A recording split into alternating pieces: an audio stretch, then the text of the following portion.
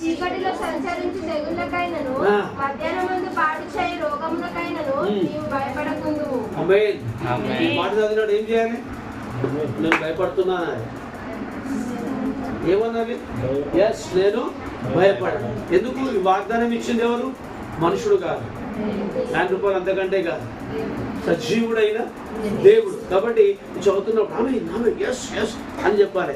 ఇప్పుడు నమ్ముకున్న వాళ్ళకి కష్టాలు రావా? తప్పకుండా వస్తాయి. రోగాలు రావా? తప్పకుండా వస్తాయి. మనం ఏమంటాం?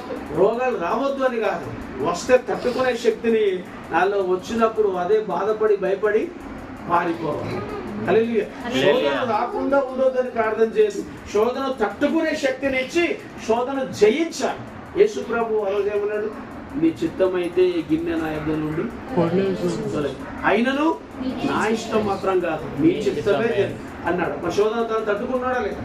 రాత్రంతా ఆయన తట్టుకున్నప్పుడు నీవు నేను కూడా శోధనల వెంటనే పోవాలి. మనము సౌఖ్యంగా గొప్పగా దర్జాగా కాలు మీద కాలేసుకొని సన్నపునారు బట్టలు వేసుకొని తిరగాలి అనుకున్నాం అనుకో, మనం ఏమైపోతున్నాం? దేవునికి దూరం అవ్వాలని ఆశపడుతున్నట్టు లెక్క.